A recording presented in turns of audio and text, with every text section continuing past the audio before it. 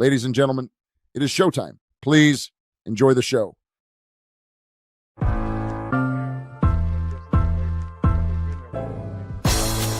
It's the corner where the treats Is this the passing of the torch, right? Is this what this signifies? It comes down to that front office and what they feel is most important. The champ is here. We've touched down from a higher plane. Why you landed here? We always look forward to that week because it was always intense. You know that we ain't coming back. We got you. The man, the myth, the legend, Dante Hall. My favorite player growing up was Dante Hall. I love you guys in the show, but Dante was my guy. Get the dashing because you done on the warfare.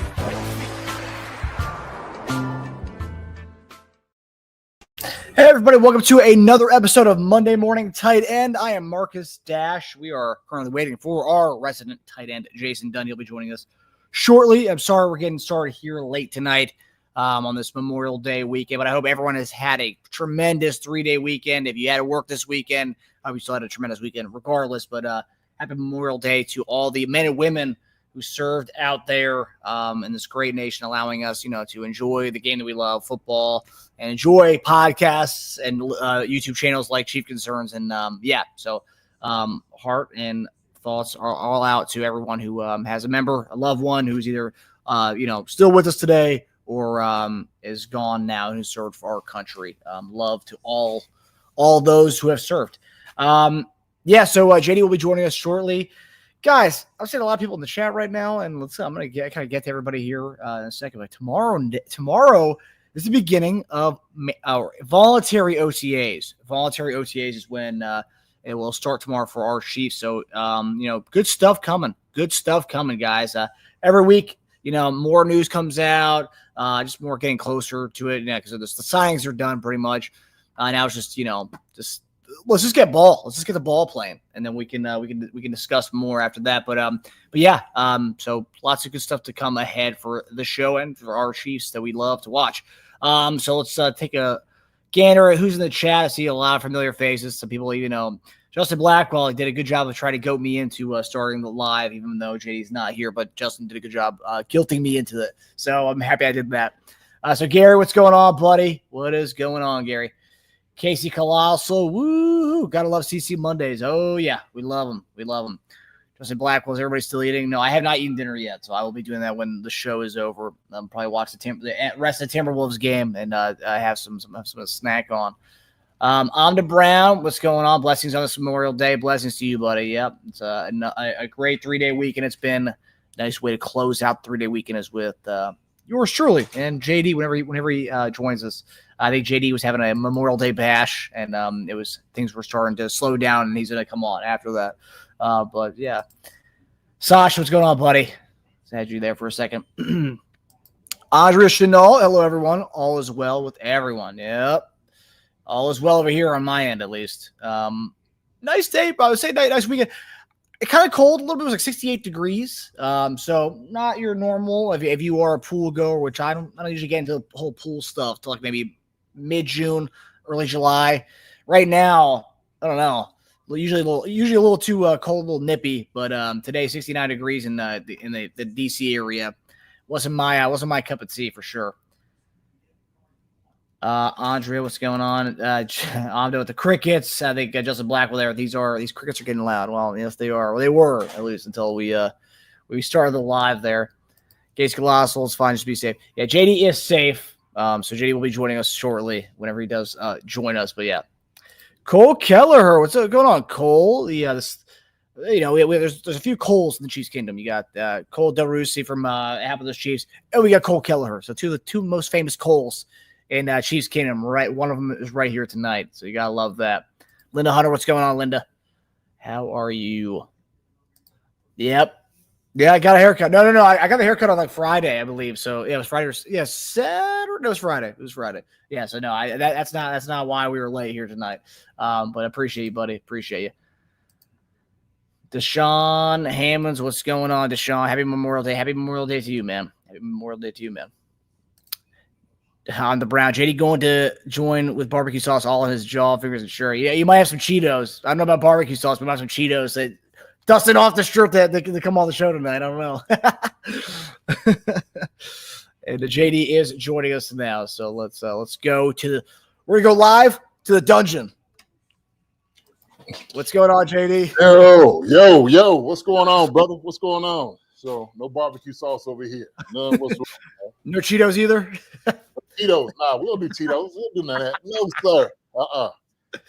You won't catch me eating a Cheeto. That's the daggone sure. Yeah. So how was your Memorial Day weekend, man? How was your 3-day weekend? Very eventful. Very eventful, man.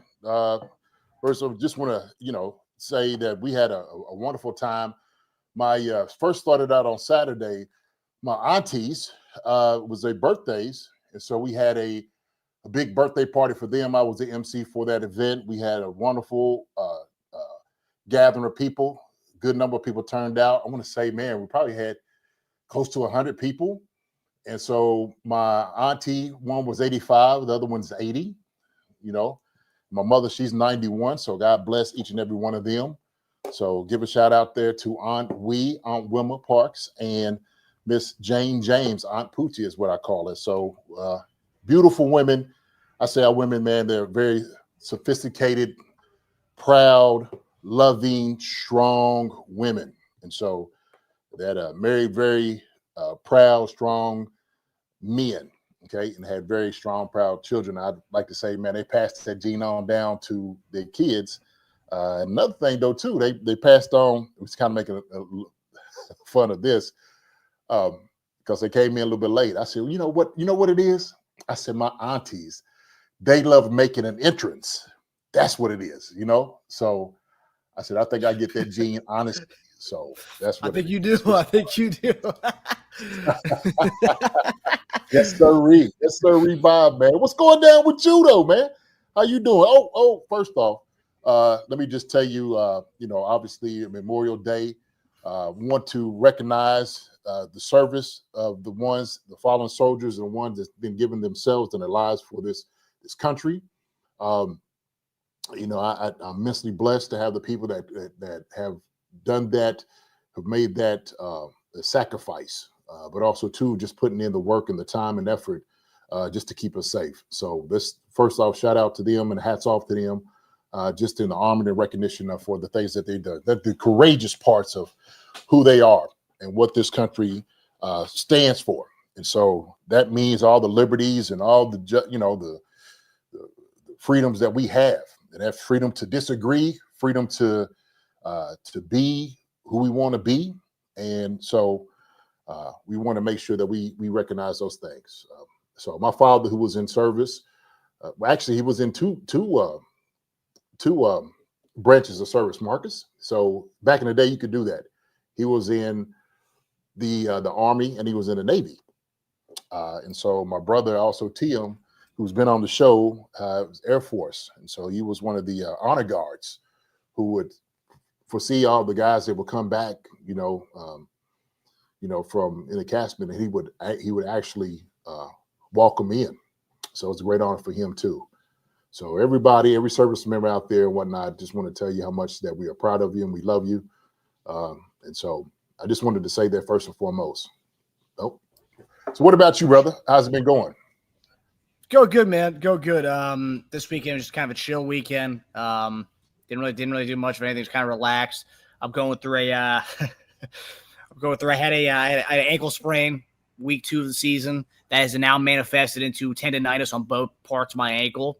So I'm trying to kind of rest through that. Next weekend is our triple header playoffs in Flag. So trying to rest and recoup, but it's tough, man. The tendonitis, it's one of those things. I've never had to deal with tendonitis before, and I was kind of laughed tendonitis. Hey, okay, tendonitis. It's bad, man. Like I don't. Tuesdays and Thursdays I have basketball. Sundays I have football. So I'm nonstop, always doing stuff. So it's been tough trying to stay on my butt and rest, ice, put some heat on the ankle. So that's what I've been doing this weekend. So this week was more of a chillaxed kind of weekend. Okay. Well, good, man. Well, listen, sorry you battling that, Marcus. Daggone it. Shoot, but that, once you put in work, that's how it happens, man. That's I know. Part of being a soldier, baby, is putting in that work. So So you said you never had to deal with tendonitis before? Really? Never had to deal with tendonitis. No. I never. Really? I've always heard about people getting tendonitis, and I'm like, okay, yeah, all right. You play through that thing, dude. It's tough, man, especially in the ankle, where it is in the ankle on both sides of the ankle. The post tibial portion and the perennial portion of the ankle. So, yeah, I've been doing a lot of different like Patrick Mahomes before the Super Bowl, trying to get my ankle right. Looking at Bobby Stroup workouts and whatnot. I have some friends who are physical therapists who send me some workouts to do. A lot of band stuff. A lot of different types of calf raise variations. One with the which I've never had to do before. You have your feet and you put a lacrosse ball where the heels are, and you're constantly doing about 30 seconds of holding your calf raise at the top while your heels are holding the lacrosse ball between the ankles and stuff. So a lot of different things I've never had to do before. But yeah, I've never had tendonitis. Have you ever had? Did you play through tendonitis? Did you ever tendonitis? Me and tendonitis are friends. You know, old friends is what me and tendonitis are. So absolutely, man, absolutely. I played with tendonitis. It is one of those things that you have to definitely kind of fight through. You could get, obviously anti-inflammatories, ice and all those different things as much as possible to just kind of take the edge off of it. But yeah, man, me and tendonitis, man, we buddies. You're like this, side by side. Yo, JD, you going to have to come play today? I am. I'm coming with you. All right, I got you. There we go. So yes, sir. Yes, sir. But man, look, first off, let me also say this too, Marcus. This is actually the first time I've seen people since I didn't get to see y'all last Wednesday. So we read the Chad news on air when you sent the beautiful text me, but let us know how Chad's doing almost a week later. Chad is doing fine. He is doing well. He is healing up. Thank you very much for all your prayers, your thoughts, energy, everything you send our way. Positive. We appreciate every part of it. So praise God for those things. He's doing fine. He's healing up really well. I was just with him today. And so, he's upbeat, man. He's upbeat, but we know how we feel about everybody on the show. Just want to let you all know that, man, how much we love you. Chad loves you all. And I know the feeling is mutual. So he's all part of this thing, man. So appreciate it, KC Colossus. And a happy belated birthday. I think somebody said it was his birthday, but past birthday or something. Yeah, yesterday. Okay. Oh, okay. Happy birthday to you. Happy birthday to you. Happy birthday, KC Colossus. Happy birthday to you. There you go. Hey. So who else we got on here, man? Sasha. Thank you, Sasha. Sending good vibes in chat. Appreciate you. Thank you so much. Andre Chanel, what's going down? Good to see you, Andre Chanel. Amder Brown is in the house. What's going on, Amder Brown? Gary Holland is here. What's up, Gary? Good to see you. Sam McBride is here. Good to see you, man. Justin Blackwell. Good to see you. It said getting old sucks. Yes, it does, man. But hey, man, we are blessed every single day, Justin, that we are above ground. Believe me, when I'm sitting there and I'm talking to my aunties and to my mother and every single day above ground is a blessing. It's a beautiful, man. Might suck for a little bit, man, but we good. We're gonna keep maintaining, man. We're gonna keep trucking on, baby. That's how we do. Justin DeWay is here. What's up, Justin DeWay? Good to see you, brother. Who else we got? Witchy Hall. What's up, Witchy? Good to see you, Witchy. Appreciate it. Let me see who else we got in here. Stanley Mooney. What's going on? Hey, KCC's family ran down all Memorial Weekend for the lake. Oh, I know it. I know everybody wanted to get out there for that one, man. Shoot. So just push the party on, Stanley, to the next weekend, brother. Okay? Just bring the sunshine. I know how it is, man. That we're going to get the rain and stuff like that probably coming in tonight and definitely tomorrow for sure. So Cole Keller is here, man. Good to see you, Cole. Let me see who else we got in here. Deshaun Hammonds. What's up, Deshaun? Good to see you. Deshaun Hammonds. Good to see you. Linda Hunter. How you doing, Linda? Good to see you, Linda. Linda. All right, Linda. Also, too, man, shout out, man. I seen a couple of guys I want to acknowledge. The Garrett County High School football team and the coaches that was in there. He had a couple of his sons and stuff. They was at the hospital talking to them. And just so I told him, I said, man, I'm gonna give y'all a shout out on the show. and just a recognition. I told them I'm gonna come down to come see them, see some of the young guys get after it. So it's always good to see high schoolers and stuff like that in the swing of things. This is what the football is all about, Marcus. It's family, baby. It's all about family, man. So it's good things. Good things. Family and community. Yes, sir. Yes, sir. It's a new name here, Donnelly Barnes. What's up, Donnelly? Donnelly Barnes. What up, bro? What up, my brother? How you doing, man? How's it going? I like the red Green Bay Packer vibe there, or Georgia, probably UGA, right? Oh yeah. Yeah. Mm-hmm. Could be. Oh yeah. Appreciate it, my guy. So yeah, it's I'll tell you what, man. We're gonna have this is gonna be a fun show tonight. I kind of know what's going on, Marcus. You sent it to me, so this is right up my alley. Garrett County, there he is. Oh, there, Donnelly Barnes. Hey, how you doing? Shout out to you, my brother. Shout out to you, man. Yeah, I told you. Okay, so that's the logo then. Okay. Yes, sir. It is the logo. I'm sitting. I saw it today when they were walking through. I'm just like, do y'all coach over there at Garrett County? They was like, yeah. So, yeah, those guys, man. Those, wonderful guys. That's awesome. Yes, sir. Yes, sir. Good to see you, man. Good to see you, Donnelly. Good to see you, brother. Yes, sir. Go Garrett County, baby. Go Garrett County. Go Garrett County. Yeah. So, obviously, yeah, JD, you talked about we were supposed to have this episode last week, and then things kind of happened. Never too late to talk tight ends. And in this episode tonight, if you guys saw a thumbnail of the title of the episode, we're gonna be breaking down. A couple weeks ago, we did the receivers.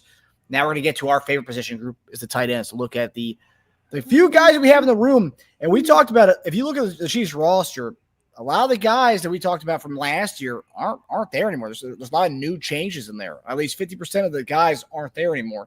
So yeah, we're going to get into the 6 guys that are in the room tonight.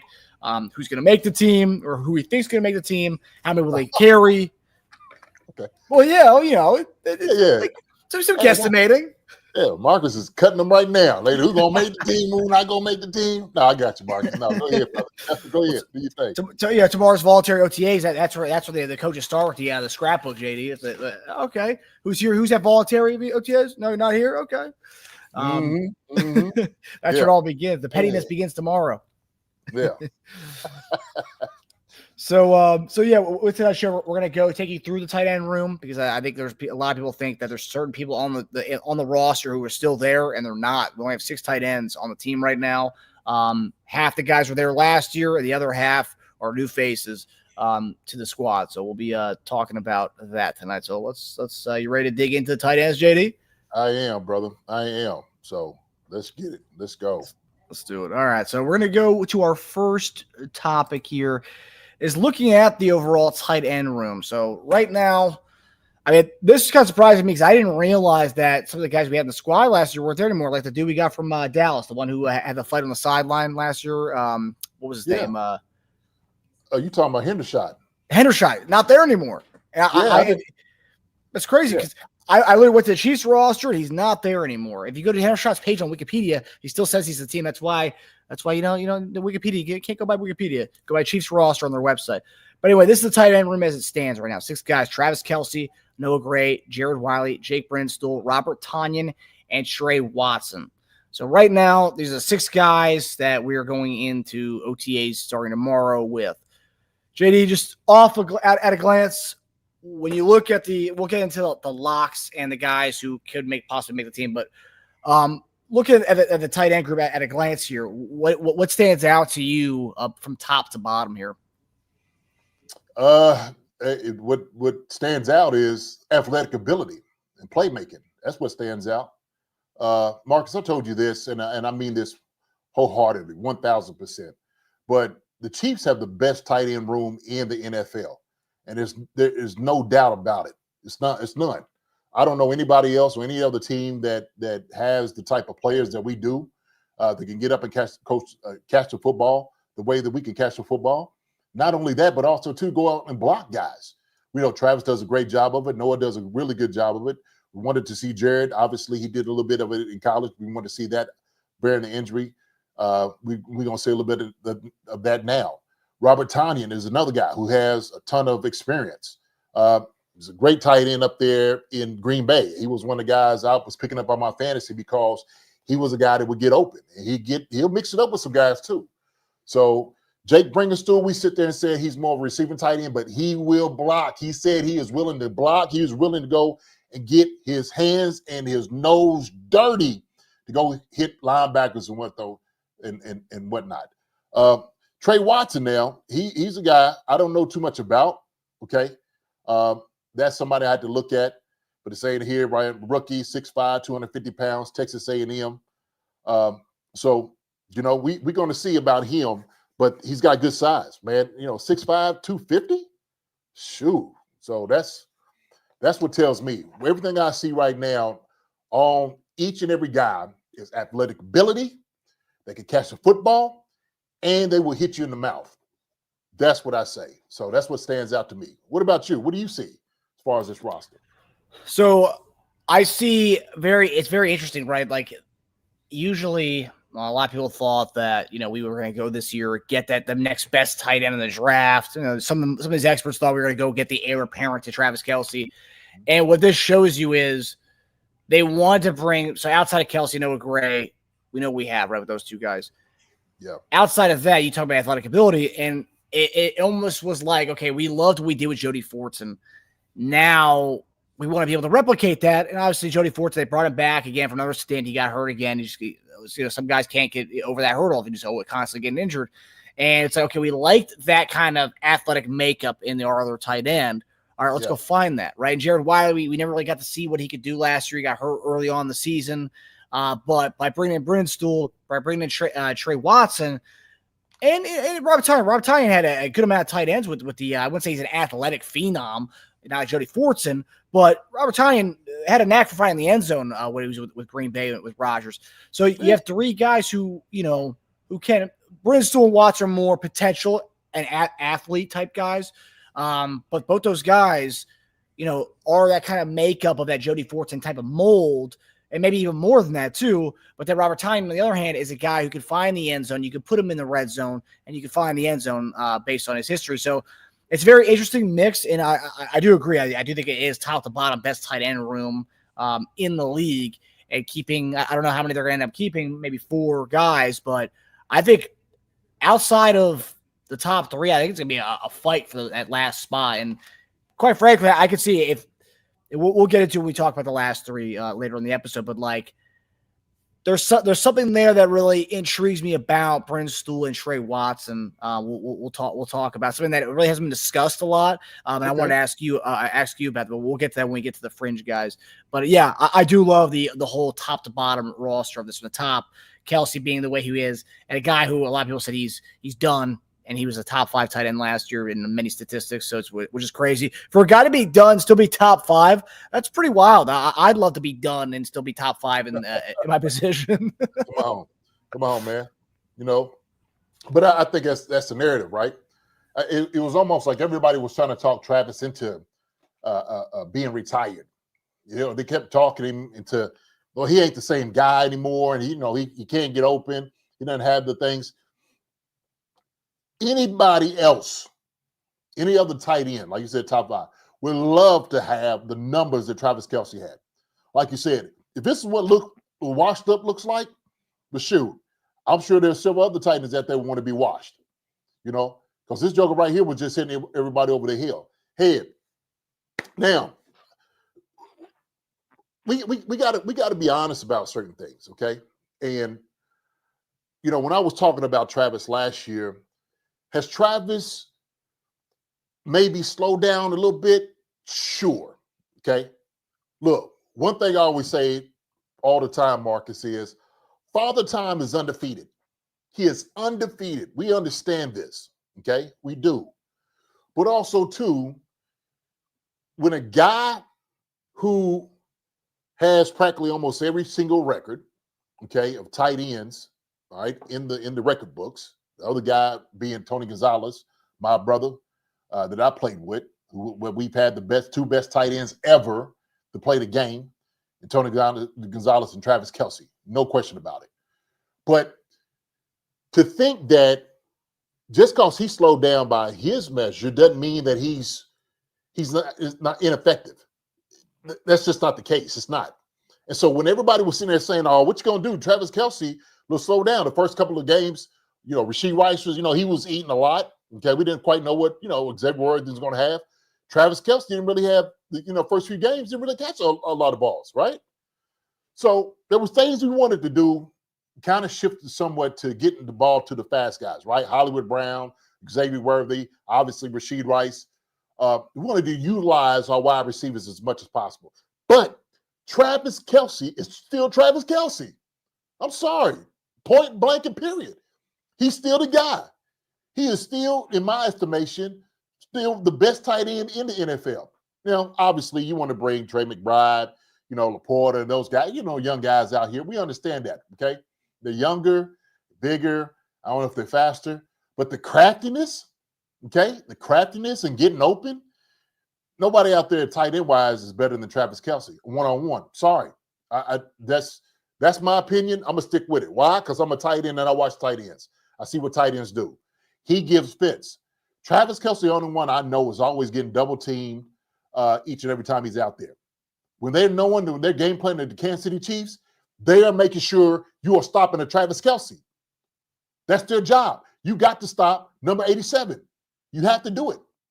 So when you go into a game, are the other guys getting the type of cachet that Travis is getting with the traffic coming at him? Some are kind of working up there, but Travis is established. They know that. They know, like, look, if Travis is not in the game, then we got somewhat of a chance, right? We got somewhat of a chance. But guess what? What we've learned and what we rewarded, which I would say perfectly, is a Noah Gray. Noah Gray has come in. We've seen him come in, start catching some footballs, getting open. So, Marcus, to me, and we'll kind of get into these things in this, but Travis Kelce is still the guy. He is still the guy. By all measures that you put out here, Travis Kelce, George Kittle, then he named, McBride, Laporta, Goddard, you start naming some other guys after that, right? But as long as 87 is out here, as long as 87 is still in the NFL, he's the dude right there, man, as far as tight end, the best in the league. So, yeah, no, I agree. Another thing that stands out while you were talking about that, just kind of thinking about it. So we don't really have a blocking tight end. This is one thing that you and I kind of wanted this past offseason, to go out and get a guy who kind of, is a blocking type of guy. And they kind of went the opposite way. They kind of went more athletic type of guys, which is interesting. That they don't have that. And I saw somebody in here say Hendershot was a good blocking tight end. He was okay. I mean, I remember he was okay. I mean, but obviously what he lacked as far as at being an athletic type of guy, they saw differently. They wanted to go the opposite way with that. So so since I'm not sure what happened with Hendershot, he brought something to the table. He actually brought a lot of meanness, that I liked a lot. He would mix it up a little bit. And at that time when that joker had hit, Patrick Mahomes out of bounds, and Hendershot was like, yo, I tell you what, you try some of that on me. Don't you ever do it again. And the dude was like, okay, I'm going to get this dude. Hendershot didn't back up, not once.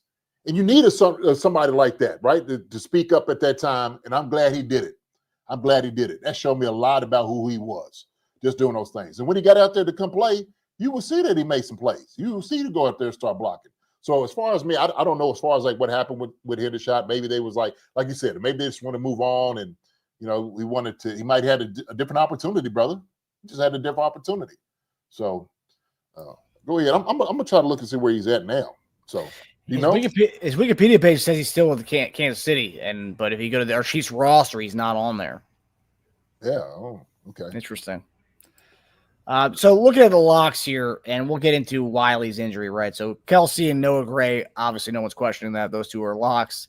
Jared Wiley, now, while I think he's a lock to make the team, it's recovered from injuries. In November, he had tears his ACL, and Andy Reid gave an update on him about a month ago, or right after the draft, I believe, where he was quoted saying, Wiley suffered a ACL injury during practice in early November, which Reid described as a freak injury. He just said, I can't really give you a timeline. They're doing well. That's taking place right now, but I can tell you But I can't tell you when they'll be back exactly. But both of them, Buster Taylor's talking about him and Rashee Rice. They're running, which is good, and we'll just see how it goes going forward here. We don't have them here on the field right now with us, so we gotta see the football part of it as we go. So ACL injury November. What about it's been 7 months ish? Yeah. Yep. That's where we are. Mm-hmm. So do you think? I mean, based on that, is that like he could start this? He could start the season on the PUP or something like that. I think so. I think he might start training camp that way. And to be honest, it also going to be based off of him, right? There's no rush to get him back because we do have notable guys that's here right now. As far as like what we're going to be working on, we're going to probably be working on the wide receivers more than anything else. The good thing is he's been in the system, so he understands what he needs to do. He knows what he needs to do to recover and get his body back in shape to be effective. So it's all about just his health. I think that's really where it lies with him, right? So if you start on PvP list, cool, fine. You'll be able to come off how you feel. If you're running around, you look good, everything feels okay. I don't see any reason why that would not be the case to start new PvP, really. So, And how to use just look at the top two guys, right? So we talked a lot about lengths about Kelce and where he is in his career right now. And we saw Noah Gray kind of get a little bit more looks last than we had before, more targets than he had before. Do you see even this year, even going more toward a I would say 1A, 1B kind of thing, but just more so, just Noah Gray being looked at even more so to start the season out. It took about, I think he at one point he was leading our team in touchdowns. I don't know if where he finished receiving touchdowns, but do you just see him kind of growing in his role more so this year? I think so. I think what he showed obviously last year was that he's a capable receiver, which we have always known that. I was a fan of him when he came out in the draft from Duke. And when I seen him, I was like, yo, this is a guy that I would love the Chiefs to get him. Sure enough, guess what? Chiefs pick him up. So there's never been a question about his hands or I guess him having the athletic ability to make plays. I think what we wanted to see was the transition of him from college to where he is now and learning a lot from Travis. Like how's he molded some of his game around what Travis has done? Okay. Has he learned some of the tricks? And he has. But what I've seen also too, that Noah Gray is his own right. He's his own player. He gets open, he catches the football, man. He does a hell of a job, man. He does a hell of a job out there. And plus, we asked him to do a whole lot more too, Marcus. We asked, Noah to go in the backfield, line up everywhere on the field, man, and he gets it done. Slot, outside, backfield, king set, whatever it may be, he is there. And he does, like I said, it does a really good job from it. So, and we paid him, a lucrative contract, as he should. He deserved every bit of that money. Why? Because he's that good of a player. So, I'm one of those guys, man. I sing Noah Gray's his praises all the time, man. Seriously, because he's that good of a guy. He really is. And that too, I mean, Gray to come in when he did come in to be around Kelce as well as Blake Bell, who, in all intents and purposes, probably one of the better blocking tight ends we've had in Kansas City since you, which is, it's saying a lot about how, we haven't found a JD in a very long time. But Bell is the closest thing to that, I would say. Not your not many. But Gray was able to learn from obviously the receiving element component that Travis possesses, and then also too having Blake Bell be kind of the elder statesman in the room to kind of show him, getting your hands dirty a little bit. He kind of got a little best of both worlds for Noah Gray's kind of being thrust into the NFL. Yeah. I think so. And I think also, his disposition, how he carries himself, you could tell, man, he brings his hard hat and lunch pail to work every single day. And that's what I love about him. You don't really see him a whole lot on social media doing things, just kind of out there. I think he understands. He comes in and he punches his ticket and goes straight to work and does everything they ask him to do and then some. And so he has shown his worth to the point, I think the teams, that was part of the reason they might got rid of Blake Bell because they see what Noah Gray was able to do. but he definitely did learn from Blake. That's for sure. And so he is a guy that has come in since he's been here, and all he's done has been impressive. That's all he's done since he's had that uniform on as a Chief. He has been impressive and just got better each and every single year. And so, even so, to the point, Marcus, we would see that Travis would take breaks on the sideline. Like, we could just put Noah in without having Travis in, right? And we had to worry about, like, okay, what we're going to do? Are we going to fall off on talent? No. Noah Gray can catch the football. He can get open. And we've seen plenty of that. He had 5 tubs last year. 5. So, yeah. Yes. Second leading receiver as far as touchdowns last year. Worthy had 6. He had 5. I'm saying, man. And I know, like, we talked about the heir apparent, and we always laugh about the next Kelce, but not so much the next Kelce, but the next guy in line. If we all think that Kelce is retiring after the season, which there, a lot of people, that's the speculation here. Yeah. Are you fine with the Gray? Because everyone's talking about the next guy, or maybe it's not the next guy. Maybe Brinstool or whoever the guy is to be that replace Gray can come in and be that guy as the next Gray replacement. But are you fine? Because I know you're a big fan of him. A lot of people want us to go find the next Kelce, the next guy, right? Next first round pick, drafted, best tight end available. No, not so much that. We have a guy on the roster, which is probably the most overlooked guy, is Noah Gray, because he has been sitting in that spotlight behind Travis Kelce. People don't even think to say, oh, we have this guy on the roster who's been pretty damn, he's been a contributor to the team. He's pretty damn good. Yeah, they don't need to find the next Kelce. You have this guy on your team, and then you have the other components of the squad kind of, do the other bits. But I think Noah Gray is in line to be that tight end one once Kelce's gone. Oh yeah, I think so too. I think he's proven that point. Really, what you want to do, right? Because let's just be honest. There's no replacing Travis Kelce. You're not going to get another Travis Kelce. Those type of talents only come around every once in a while, right? The Chiefs just happen to have the best 2 in the business. And so how long did it take to have another guy that could do the things that, TG could do, okay? And then finally get Travis Kelce, and so we just been, extremely lucky to have, premier tight ends, the best in the business. And Noah Gray, he can absolutely pick up the slack. And really what it is, Marcus, this is what we got to actually talk about. It's the production. Okay, that's what you want to be able to replace. Okay, who's gonna take that part of the mantle on? Right? Is Noah Gray, is he in line to catch 90 balls or 100 balls like Travis did and 1,000 yards? I don't know. I don't know. I don't know that part because he hasn't necessarily moved up into being the man. It's almost like watching.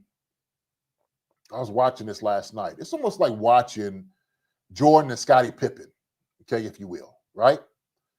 Jordan, because he was the best, okay, and him and debate LeBron. I'm a LeBron fan. I am, okay, but I love Jordan. I know Jordan's the best. Say it, we put that right there. But Pip, because he played his position,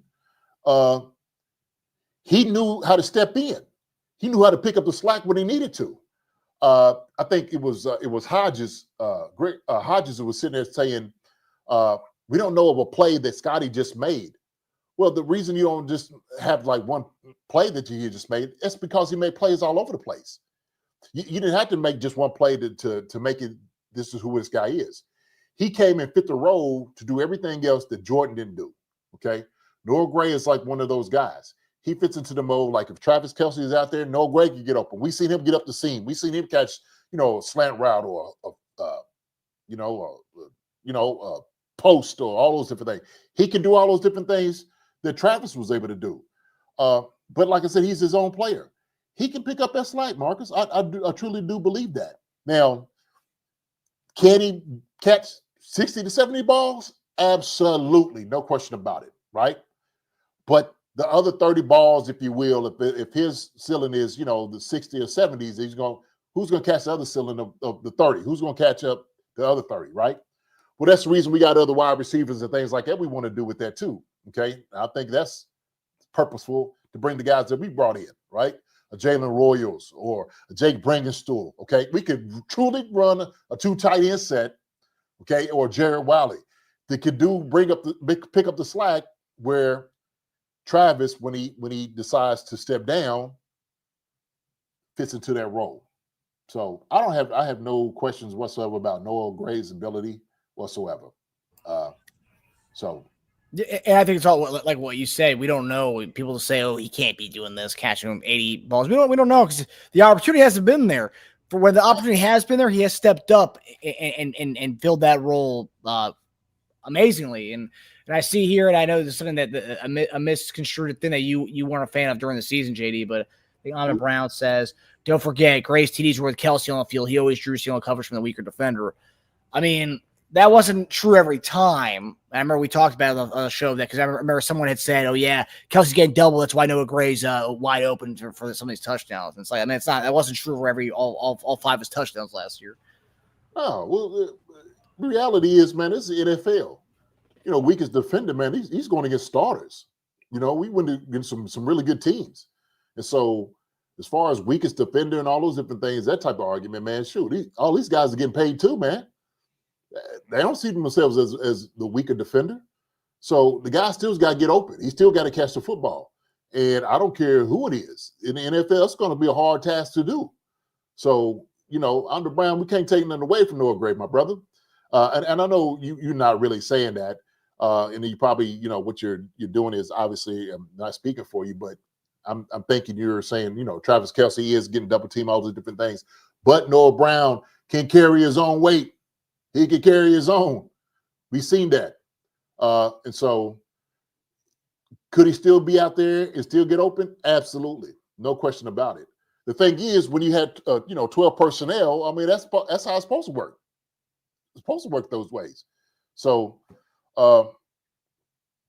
capable guy, man. Capable guy.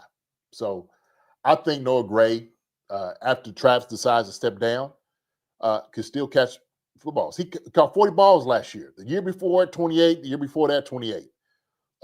So that's what I look at. So he's definitely capable of doing those things. Yeah, he's gonna for the league to sleep on him, for a lot of people to sleep on him. I think and you look at his numbers, every year it's gotten better and better and better. I think, we'll see him a jump this year from 40 to probably maybe 50, maybe. I don't know. I don't know if they're going to use him, but I think there is this misconception where people think we're going to go out and find a tight end, a high tight end next year, and either be it free agency or within the draft. No, you have 83. You have Noah Gray at home waiting for that spot, and I think he's and also too talk about trust. Mahomes trusts him. That's why this guy's got five touchdowns last year. So Mahomes has that buy-in and investment with Noah. So that's another thing too. Right, and like I said, he's learned a lot from Travis. So you think Travis is not telling him like, "Hey, man, when Pat does this, you do that," or he's still letting Pat know like, "Okay, here's the indication of what I'm going to do." He's learned all those different things from that, and so now all of a sudden, I know Pat ain't just going to go talk to Travis. He's probably going to talk to the whole group, right? Or Noah, like, "Hey, man, you see this?" And so that's what you do. You work on these things in practice, and what you do is all this translates over to the game. Like I said before, even if Noah Gray doesn't catch the 90 to 100 balls a year, right? He can still do the 60 to 70, no doubt about it. He has that ability. Like Teron Young said, we have the best tight end room because we have 2 starters. Noah Gray is a starter somewhere else. He is. He's just not a depth piece. I think Noah Gray, because of what we've seen him be able to do before, can definitely be a starter in this league. So, and then, like I said, that other tight end who comes in, and whether it be Jared Wiley or Jake Bringenstool, those guys can catch the football, and they're deadly down in the red zone. So, I think that's going to be where they're going to be more effective than anything else. I agree. So 2026, book it. Noah Gray, if Travis Kelce's retired, 2026, Noah Gray, top 10 tight end in all the statistical categories in 2026. So book it right now, JD. Noah Gray stock. If it was a stock, buy it right now, because I'm telling you, Noah Gray 2026 will be the guy. Well, and yes, he will be. but also too, like I said before, because we have other capable tight ends that can catch the football and get open, and they're very athletic. I love this kind of moving into like more of a 2 tight end set, sort of like when Travis and Noah was out there, even more. It's kind of like we did back in the day. I think a lot of people emulated us and the success the Chiefs had because of what me and TG was able to do out on the field. And so, yeah, Tony's the one catching the football. I'm blocking. I catch me a couple of balls here and there, get thrown a few biscuits. You know what I mean? But what we was doing is teams couldn't stop us every time we brought the 2 tight end set. Then you have, T-Rich in the back, offensive line. We was hard to handle, man. We were hard to handle. But then you start seeing other teams start to do the same thing that we were doing. So I could see the Chiefs kind of adopting that same type of mindset, especially when you have those type of weapons. So once Travis decides to step down, you don't have to go get a guy like I was talking about. Like if you want to go get a guy like Brock Bowers or something like that, I was like, that's what you had to do. If you want to go get a Travis Kelce guy, that's what he'd go in on. You don't get him, fine, cool, okay. For our offense, then you go get somebody who is capable to do what we do with our offensive sets. So, and it's a brilliance of what Andy and those guys do on the offensive side of the football. Yeah, and let's not forget what you guys do when you had the 13 personnel. Chris Wilson ended up earning him a big contract with San Diego. K-Dub. Yes, sir. K-Dub, man. K-Dub was another one. Just get up the seam. Yeah, and he can look at him like H-back. K-Dub blocked, man. He knew, man, K-Dub was going to hit you there, square right there up underneath right here, right there where your mustache is. That's what K was going to hit you at, man. So and like Noah Gray with Blake Bell, K-Dub had you to kind of to talk to and learn from. Oh yeah. Hey, well, man, tight end room, man, we have our own little clique, okay? But we gel together with everybody because there's so few of us. Then it's almost like tight, like the quarterbacks, or if you look at running backs or special teams guy kickers, they don't really have a room. Them jokers is out there, they drinking coffee and everything. Well, you guys are also unique too, because like you guys get to know the offensive line very well, being on the inline with them, and then also skill players too, where you guys get to kind of receiver room a little bit too. You guys kind of get the little mix of the trench guys as well as the skill guys. You guys get a little taste of it all, so you guys are like that fun group.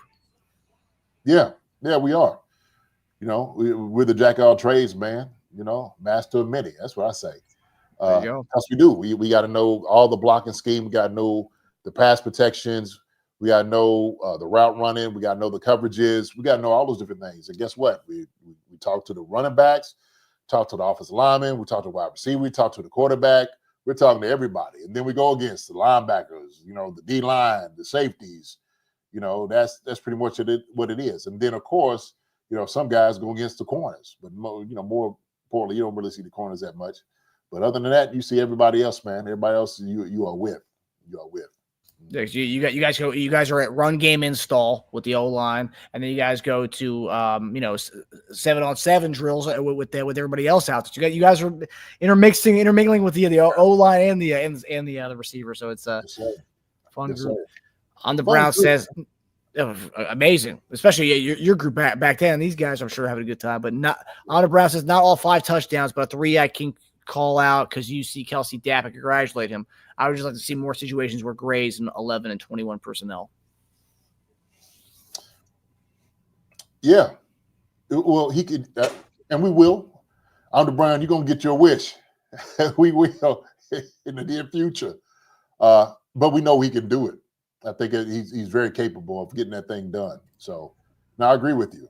And Travis giving him daps, man, because that's his boy. You know what I'm saying? He shoot, hey man, daggone, get open. That's how you do it, right? Because sometimes, and obviously we know too, defenses are going to put a lot of attention on Travis. So why not throw the ball to Noah Gray when you have that type of situation as well? But I mean, Travis is going to elicit a lot of response anyway. He's out there.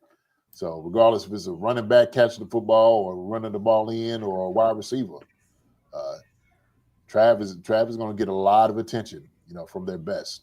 Yeah, and rightfully so. I mean, like we said, down year, and he was still a top 5 tight end. So, all right. So we talked about the other guys. So the I guess the fringe guys, I would say, the back half of the tight end room, the final spot, I would say, because JD, talking about tight ends, right?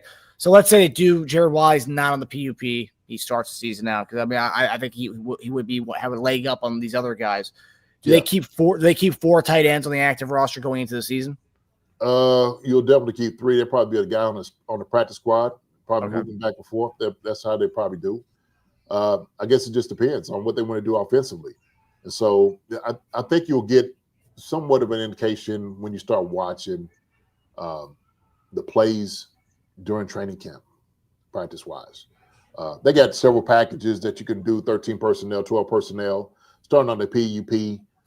You got to keep those guys here. You have to. And so I think, Jake Bringerstool, Robert Tonyan are guys that we would definitely keep. Trey Watson's another guy. We'll see what he'll do. And so is he a practice squad player? We'll have to find out and see. But usually teams try to do, 3 tight ends, at least 4 on a roster. Okay. Got to have that 4th guy. You got to have him. Okay.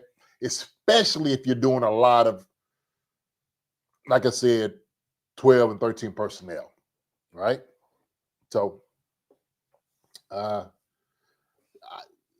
that's why Jared Wiley, when it started on PUP, then it gets difficult as far as like making decisions. Yeah, well, then it allows you to keep an extra dude if you do start Wiley on the PUP. But specifically, we'll get into the numbers here in a second because I have another graphic showing the numbers between all 3 of these guys. Because I think the competition is going to be between these 3. It's kind of largely what we'll see. But I want to kind of focus more on Trey Watson and Jake Brinstool. So Brinstool, this is what stood out to me. So UDFA market comes out right. We talked about Brinstool was one of the first guys off the market. And a big thing you look at there is to try to win these guys over. Obviously, a chance to play with the Chiefs, but also, too, looking at their guaranteed contracts and what they offered them. Because a lot of that UDFA market, wheeling and dealing, is about the guaranteed cash, and you can see a lot of how a team sees about a guy based on how much they pay him. So it wasn't only Brinstool who got paid. Trey Watson also got paid. So both tight ends got probably, or amongst, I think, our highest spending guys that we spent. And I think overall, the NFL-wise, they were among the highest paid guys overall from the UDFA market, which is very interesting. The numbers that I saw here for his guaranteed cash-wise, so Brinstool's guaranteed was $264,000 guaranteed. Trey Watson, on the other hand, was $249,000 guaranteed. So both those guys got some pretty good cash for being UDFA guys. Obviously, the Brinstool one, not so surprising since he was supposed to be a top 5 round guy at some point. For him to slip to 7, not be a UDFA guy, kind of crazy. So I do see them doing that. But then Trey Watson, on the other hand, guy I didn't really know much about at all. I mean, we didn't talk about Trey Watson. I mean, I didn't see him on anybody's up-and-coming tight end list this past the draft season. But for him to make $249,000 for a guy who I didn't even hear about before, I think that's really striking to me. And that tells you what they see in Trey Watson and what they see in Jake Brinstool, just seeing the speak of the numbers there. But when you hear those numbers being thrown out to UDFA guys, JD, does that tell you, like, man, they actually might have more of an interest that we may even notice as far as, the Trey Watson getting paid $250K? Yeah. I mean, that's telling me that, they bought in on those guys. I mean, that's a huge investment that they're making. And so, for them, they can see a guy at least, I want to say, buying loyalty. I don't want to say that. Because you get opportunities, you got to go where opportunities open for you, right? And so it just kind of sitting there saying, hey, look, we got this guy right now. We want to keep him here, okay? And so we're going to give him money. You talk to a guy, you try to impress him as much as possible, but that is a significant amount of money, man. You put into a UDA undrafted free agent, really. I think, like we were talking about Jake Bringerstool for a fact, I thought he should have been drafted. I did not think it was going to be an undrafted free agent. Did not. But now teams are sitting there saying, oh, man, Okay, we might have made a mistake with this. And the Chiefs, Andy calls him, right? Marcus, we said it's Andy calls him. That's important, brother. That is an important thing, an important deal. So getting the money, yes. But Andy comes calling, they want you. They want you for a reason. They want you to come over here, just, have a cup of coffee and, call it a day. And once you go somewhere else, they're sitting there saying, like, look, we are bought all the way in on you. Like I said, you send the big dog to go get him. And that's what ended up happening. But Trey Watson, man, that's a significant amount of money. So I just I like to see a little bit more of him to, kind of make a little bit a better analysis of who Trey Watson is. And so maybe this is something, man, that they've been looking at. They had their eyes on this guy for a long time. So we don't quite know. We don't quite know. Yeah, and Bristol was one of those names, like, every time in the draft, like when it gets late, like in the 6th or 7th round, it's like, I never heard his name. I wonder where he went. And you look and you search, like, wait, no one took him? Like, what? He's a free agent? And like, I remember on our draft show, I remember someone, I think it was like Mike said, he commented in our chat saying, hey, she just picked up Bristol, and you love that, obviously, because that was one of the guys you highlighted throughout the pre-draft process. But yeah, I mean, Bristol, obviously, he had a talent there. It was obviously known to everybody, but he goes undrafted. Trey Watson, that's the interesting one. But let's kind of take a deeper dive into some of these guys. So we have another graphic here that kind of shows a little bit here. So, all right. So, graphic that I brought up just kind of so you guys get a little basis on what these guys are about. Obviously, I don't have the 40 time for Robert Tyne because the guy's a 7-year veteran, so we don't have to go by his college 40 time anymore. But Trey Watson, Brandon's still here. So Watson, JD mentioned earlier, his height, 6'4", 247. Highest 40 time during the pre-draft process of 4.63. Career stats, not a lot there. I would say not that impressive as far as numbers wise. Based on Trey Watson went from Fresno State, and then he finished at Texas A&M. So obviously in the day and age of the NIL, these guys are playing for 2 to 3 teams, 4 teams, some people. But Fresno State to Texas A&M this past year, career stats 77 for 872 and 5 touchdowns. JD, look at the height and weight here with that 40 time. What does that tell you about him? Just an athletic dude. Yeah. So this is his official weight and stuff. Yeah. That was all his pre-draft stuff. Okay. All right. Pre-draft, so I mean, I guess you gotta check the sources because sometimes they say 6'4", and next thing you walk up to him, man, he's 6'2" and 225. But if he's 6'4", 247, right? He looked like a big boy right there now. It's like it looked like you shoot. He looked like he'd been in the weight room. 40 time, 4.63. Doesn't really have to catch a lot of balls. 872, five tubs. If he's relegated to more, he has a size kind of like an H-back, 6'4", 247. He's kind of got that build where they can utilize him in the backfield. Like I said, man, I got to see him on film, Marcus. You know what I mean? To kind of make my assessment on what he's done. The other two I do know, Jake Bringerstool and Robert Tonyan. And I watched Robert. He's up here in Green Bay. So he had a bright future. He, like you said, he was catching a lot of balls, man, from Aaron Rodgers. He was getting open. I thought he was going to be the next heir apparent of the guy up there as far as the tight ends. I'm like, oh, they found another guy. And then he gets hurt. He got hurt again. I'm like, daggone, he's having just a bad string of injuries right now. So, and then, of course, Jake, we've been talking about Jake before the draft, after the draft. We told him, man, we got to get him on the show. We want to talk to him because he is a talent. He's a very savvy tight end, very athletic, got some good speed, got good hands, can get open one-on-one zone. I mean, you name it. He has all those things about him. Like I said, he's like a Gesicki type of player. But, I mean, he set the record in Clemson for tight ends. So it tells you everything, man. So yeah.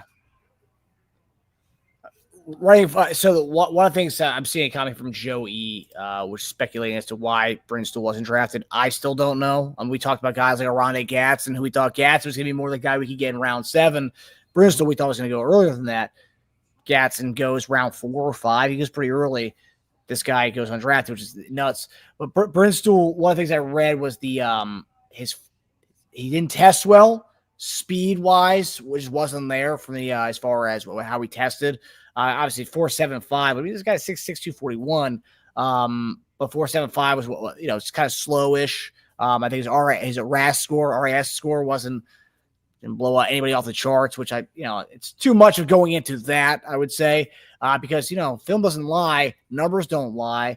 And if you look at Brinstool's quarterback play that he's had for the last few years in Clemson, he wasn't playing with Trevor Lawrence. He was playing with guys who have been bounced around the college scene because they couldn't find a landing spot anywhere. So I mean, get 127 catches for 1380 and 17 touchdowns. It's college, I know, but sometimes you can't look at all these other numbers. The RAS scores, his wiggle wasn't there. Look at his play on the field. I mean, the guy put up numbers, and I think that's one thing that stands out. You can look at numbers all day long, the agility, all that stuff. That's one thing. That's one side of it. But when you look at the guy actually playing, it's like, man, like he doesn't play like he's 4.75. He plays like he's 4.640 at tight end. But JD, when you see, I guess the question here from Joey, why do you think Brinstool wasn't drafted? If you had to make a guess as to why. To be honest with you, I have no idea. You could say his size, 6'6", 241. Sometimes some teams like a guy, maybe that, and other ones they don't. Maybe they felt like he was lacking something somewhere. Not sure. I don't think he was a systems guy, because I do believe that sometimes some guys are in systems. So sometimes numbers do lie somewhat. You can have production, but also too, it depends on what system you're in, right? And then it's about the type of talent you go against. But he played at Clemson. He's going against top talent, top tier talent, each week in and week out. So that can be it. And then, like you said, he was getting open. I seen him stretch out to catch the football over his head, outside his frame. Did a lot of that, Marcus. I seen him go one-on-one with guys, get up the seam, out routes, get open in zone. Man, he did all those things. So I don't know what teams are looking at. I think, okay, I do believe that there's certain guys that somebody said it over here, they do hope guys fall through the cracks. Okay. And if they can't legitimately see you playing in their system, then they won't get you. They're like, we don't need this guy. Okay. We got guys like that here. All right. And so he might have been one of those. He just might have been a victim to that, man. Seriously. They're just saying we might not need his talent or need this guy. What else is he going to bring to the table? But I was saying on Rondé Gatson, he was another guy, like they took him. But I'm just like, shoot, him and Jake, man, probably was right there neck and neck as far as some things they could do. And Jake, arguably, you could say his game is probably going to translate to the NFL more so than Gatson was. Gatson's pretty much all one kind of a one trick kind of pony. Oh yeah. Right? I mean, because one of the things I remember you saying to the pre-draft process is that Gatson ain't blocking a soul out there.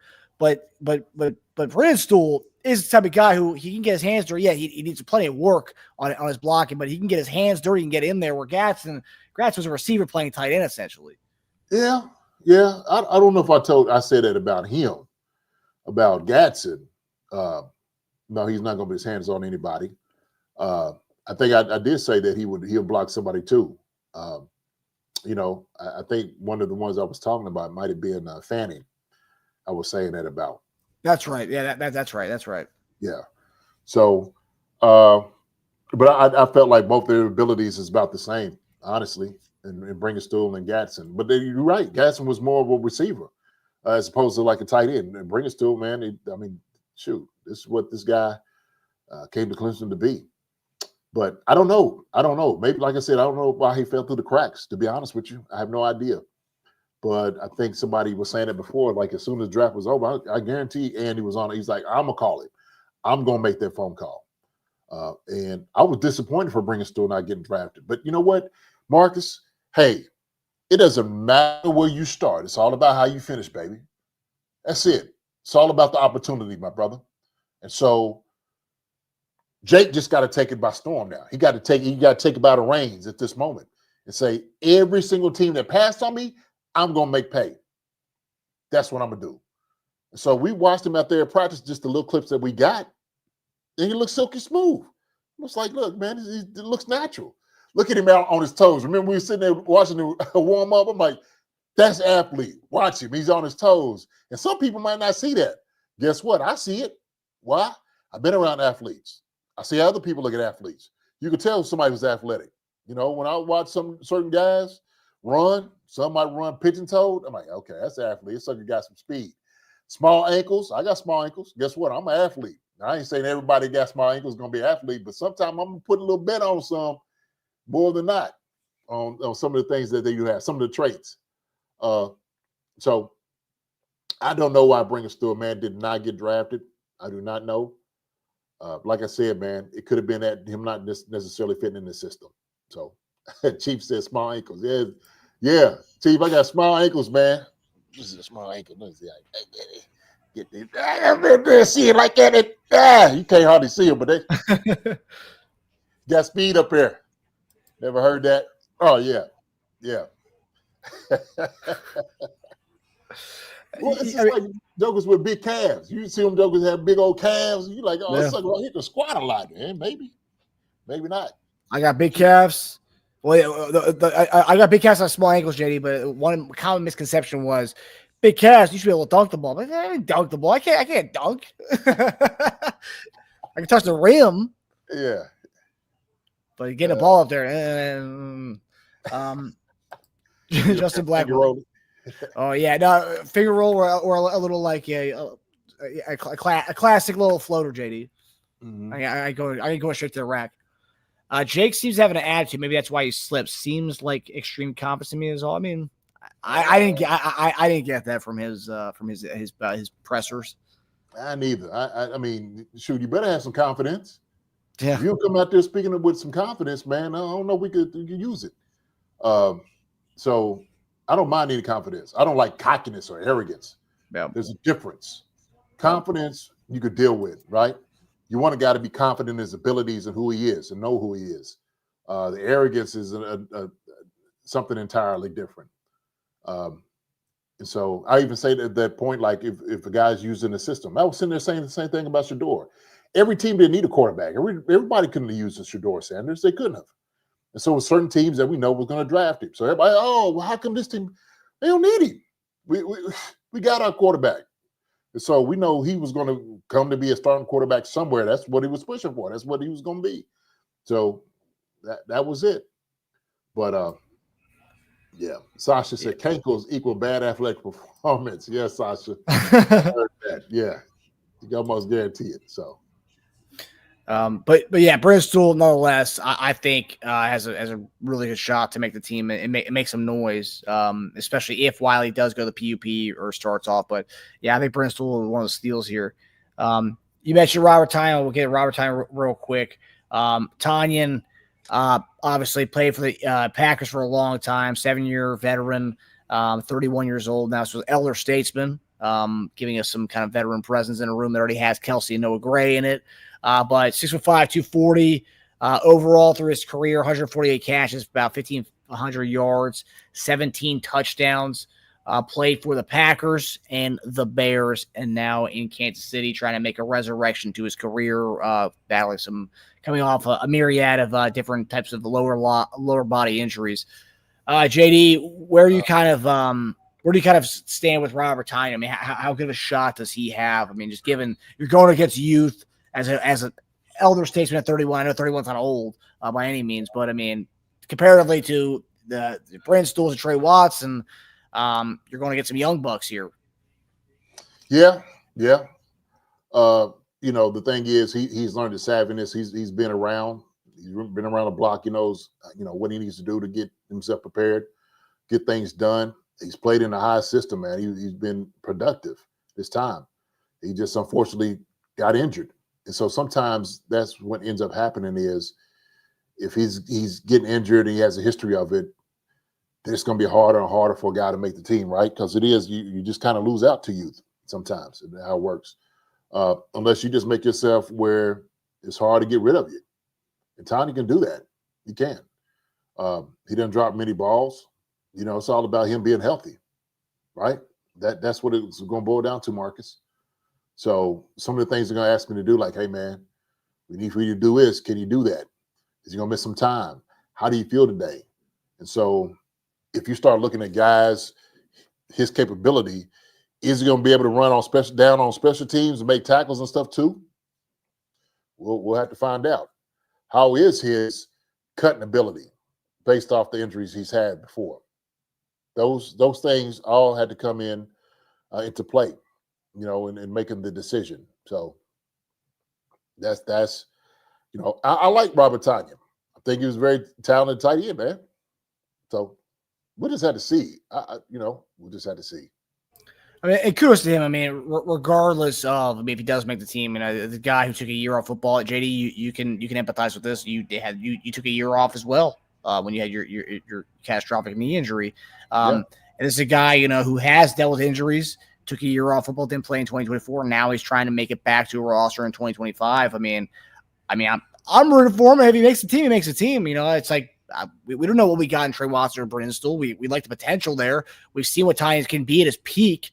But to have him as your potential fourth tight end or third tight end, that's not bad based on what we saw at Tynan's peak. But yeah, a guy who took a year off football to get right from his injuries. I'm definitely rooting for him because it's a very interesting story, kind of a Cinderella story to kind of look at. Yeah, no question about it. I think, like, for me, and I kind of talk about this, is, you know, I created that value in one thing I could do is I could block extremely well. And so I took a lot of pride in those things that I did. One of the things that I could do, people go back and look at, I used to stretch the defense while I was in Philly. I could go up there and go get them. I could pick them up, put them down. Had the speed, the quickness, all those different things. And then when I got to Kansas City, you know, Tony was there. And obviously when I came in, I had to carve out this niche type of deal. And they could utilize it. So that's the type of value you had to do. And I tell you, man, you got to make it hard for him to get rid of you. That's what you do. You're like, oh, shoot, there's no way you can get rid of him. That's what you have to do. So when you create that type of value in it, and teams are sitting there saying, we're not going to be successful without this guy, can Robert do that is the question. And so we'll just have to see, man. Like, and it's hard, man, when you got there's so much talent in that room, man. There's so much talent, Marcus. So, jeez. Yeah, Stanley Mooney says, Tony knows the system, so that's already a plus. He knows it, but also, too, can it lose out to youth? Yeah. And I also said this as well, Marcus. Hey, you come expendable, we make more money. You know, some as a vet, you know, the NFL would take part of that money, but then, I don't know. We'll see. Yeah. I It's mean, going to be a good battle. It's good. Yeah, it's interesting too because it's like the two ends of the spectrum here. You got the younger bucks like the Watson and Brendan Stools, and then you have the Italians who at the time was a top tight end, top 10-ish tight end in the league. You know, as far as fantasy wise, he was owning fantasy when he was at his peak. So that's how you know a guy, you know, was a stud.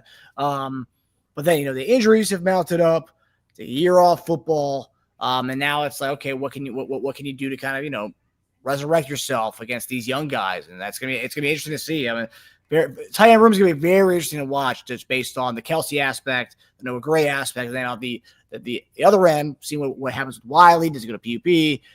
And then you look at these guys, like who wins the battle here, the elder statesman or the young bucks? Yeah, that's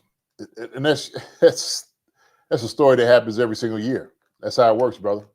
That's just how it works, you know, because the bottom line is who's going to perform the best, okay? And this is a performance-based business, pure and simple. And it's just because we like you, we're going to keep you here. No, we need to see you perform. And I think people need to understand that.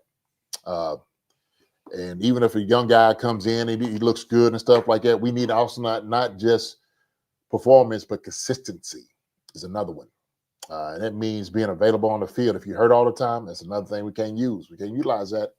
So these battles are going to be something that's going to be somewhat prolific in camp.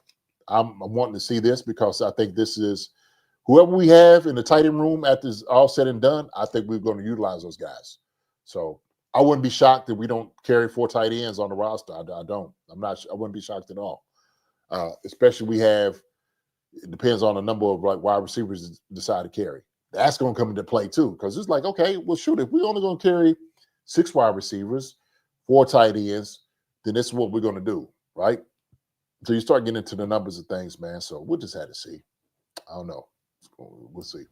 Very talented room, nonetheless, and all ends of the spectrum. They're young, old, Hall of Famers. You know, it's one of those things too. Yeah, the Tanyan year off football story is going to be one that hasn't been talked about enough because I mean, you don't usually see that often where guys take a year off and try and make a return. I think that's something that's admirable, regardless if he makes a team or not. I think that's something that we should be talked about a little bit more from all the Chiefs content creators. I know tight end 6 isn't the sexiest guy to talk about, but you're getting a lot of clicks and views on that. But nonetheless, it's an interesting story to kind of look at as the offseason goes on. Oh yeah. So, all right. Well, brother, listen, I'm gonna have to run. My grandson, he's about to head out of here. He's got to get up, go to bed. This last week of school. So there we go. Yeah, that's why I was telling Mom, like, hey man, he can stay for a little bit. Dad, we on the system. He got to be in bed. I said, come on, summertime. Let him stay up. I know. That's what I said. Another week, So, but I actually have one of my cousins here too. I wanted him to come down. He's a running back. He's going to be at Virginia State University. He's in the year, so he came down for my auntie's, their birthday celebration, and so he came in, man. He's about 5'9", 5'10", 195-pound running back, and he is cat quick, man. The joker is built, so yeah, that's awesome. Yeah. Hold on, I'm gonna see if he could come say what's up real quick. Virginia State. I had a buddy who played there. He ran track there back in the day. Oh, did he? Yeah, he was on the football team. Then he ended up going to Virginia State for track. Dude was fast as heck, man. Darius Phillips, man. Darius, if you're watching this, buddy.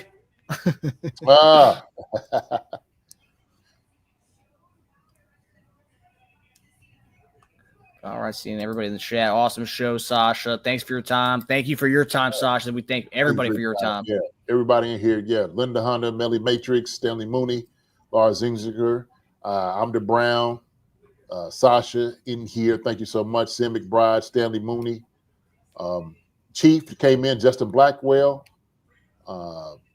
Andre Chenault, Gary Holland. Let me see who else we got in here. About time snuck in. What's up, about time? Casey's Colossus. Appreciate it, my guy. Good to see you. Hope everybody's doing well. The family's doing well. Joe E. Appreciate you, Joe E, coming in and saying what you had to say, my brother. Witchy Hall, you all too. Thank you all. Look, I understand this, Memorial Day, and people are probably celebrating with their family and whatnot. We're doing a little bit of that. But we appreciate y'all coming out, hanging with us for about an hour and 18 minutes. Sam McBride. And also to Teron Young, thank you so much. Apologize for the lateness. I'm sitting over here at steaks, so they got a nice steak upstairs for me because I was supposed to be putting them on the grill, and they went ahead and did it for me. But it's all good, baby. We're gonna eat well. So, but I hope everybody enjoys their time, enjoys their family and whatnot. I appreciate that. Wednesday, coming back, talk to everybody, have a good topic on here. Cole Keller. Good to see you, Cole. Who else we got? I think Linda always said her name.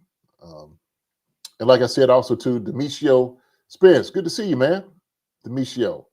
My family thanks you, and everybody thank you. Chad thanks you for all the prayers and whatnot. If y'all got on here late, didn't get to see that, but he's doing well.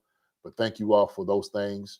Donnelly Barnes, Garrett County. Good to see you. I don't know if you're still on here, Donnelly, but just wanted to give y'all a shout out to Garrett County. Team down here, man, they're going hard at it. It was 8-4 last year. So good shout out to you guys. So, and other than that, man, hey, Marcus, man, I appreciate it. Thank you so much.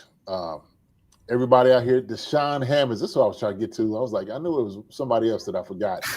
Out here, Deshaun Hammonds. So But listen, everybody, Marcus, my brother, I love you so much.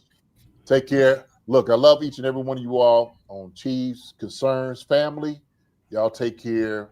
Y'all take care of one another. Love each other the way y'all supposed to love each other. But also, too, in remembrance of Memorial Day, let's make sure we don't forget those things and the people that have served and was courageous and brave, putting their lives on the line for our freedoms. Okay, and as we are Americans, we are one family. And sometimes we forget that, Marcus. And I'm hating where this thing is right now, politics-wise, because what you're starting to see is a lot of hate and division out here that we shouldn't have. It just shouldn't happen. Okay, we need to do a much better job of that. Leaders need to do a much better job of those things. Okay, from the top down, all those different things. You know how we do it. You know how I feel. I serve the ultimate kingdom, and that, for us, that means love. That's what those things mean. Sure. Loving your neighbors, loving your friends. Heck, it asks us to love our enemies. Okay, so try to. Hey man, you got to do it. You got to do Yes, it, sir. man. You're forgiven, so giving grace. Yes, sir. So it's a hard thing to do, man, but we still got to do it. We fit Yes, there sir. and get there. Yo, come in. We got a guest. Yeah, we do. Yeah, what's up, man? Come on, put it. So this is my cousin right here. I was telling him about the running back right here. All right. What's up, buddy? Yo, What's up, man? hey, what's up, man? To the kingdom, all right? Yo, what's up, guys? What's up, y'all? Yeah. So JD was speaking highly of you as a running back. So give us a breakdown. You give us 40 time, height, weight, how many reps you had? 225. Let's get it all. All right, so my height, I'm 5'9" and a half. I ain't that tall. But I weigh 195 to 200, and then reps at 225. I can get about 9 to 10 in comfortably in. Speaking to that, okay. Yeah. So It's good. yeah, it's all good. And then my 40 time is the last time I clocked, it was on a stopwatch. It wasn't no laser, so it was a 4.47. Damn, it's great. It's great. 225. How many reps you putting up? I'm putting up like 9 to 10 comfortably. 9, 10. Yeah. All right. JD, how do you rate your cousin here? We gonna have a conversation. He sent me his film, and I was talking about. So we had this conversation. But man, he's got a lot of speed, a lot of quickness. That's one thing about it, man. Like shocking. I was like, man, like fast explosion. So sophomore year, I think, man, when it's all said and done, man, you're gonna see his name. I think that's what you're gonna see. So it's gonna be up to you putting their work in, man. For sure. Yeah. The thing is, man, look, we understand it's a hard road in the NFL, man. How many was it, Marcus? The 267, 276 people that got drafted this past year? Yep. So when we talk about numbers, we understand the numbers are so small. But the thing is, man, as long as you keep your focus the way it's supposed to, hey, man, go on, get the thing done. Yeah. Take care of it. Yeah, so, for sure. Yeah, man. Yeah, good to see you. I had to say what's up to him, man. Yeah. Because, hey, tell them where they can find you, though. Are you on any social media? Yeah, it's Instagram, Twitter, TikTok, all that stuff. Yeah, so I'm Tony White 1 on Instagram, and then TikTok, I'm pretty sure it's Slade 1. So it's all good. Okay. Pretty easy to find. Right. Yeah, I'm gonna bring my other cousin in. Go ahead, let him come in real quick. Have a seat. My other cousin, man, he's down in Oklahoma right now, so he's more of a track star and stuff like that. So just say what's up to. What up? What's up, buddy? I'm that professional guy. No, you're good. You're good. Yeah. So this is my cousin also too, man. This is the first time here, actually in Kentucky, having a good time and stuff like this. So, yeah. So what events do you run? You're a track star. What events do you run? I do the 400 and the 800, and then I just started the 4x4 being a starter. Dang. Okay, 400 to 800. Okay. Yeah. Okay, what's your PR 400 and PR 800? PR 400 was a 50-second flat, and then my PR for my 800 was a 149. Holy crap! All right, what year are you right now? Going in my senior year. Okay, where are you looking at? Any schools you're looking at as far as for college? Honestly, I feel like my name isn't like really like well like out there because this is my first year of track. I took off some of their varsity kids. Holy crap! First year? Mm-hmm. Damn. Okay. I put in the work over the summertime. That was why. Some of them were just laying in bed. I was putting in the work. There you go. That's the JD genes right there. That's Listen, man, we put in hard work as family, right? Yeah. That's what we do. That's what we do. So That's awesome, like I man. said, man, this is the first time down here. So we're gonna finish up our celebration, Marcus. Okay. Love and family before they get out of here and stuff like that. So yeah.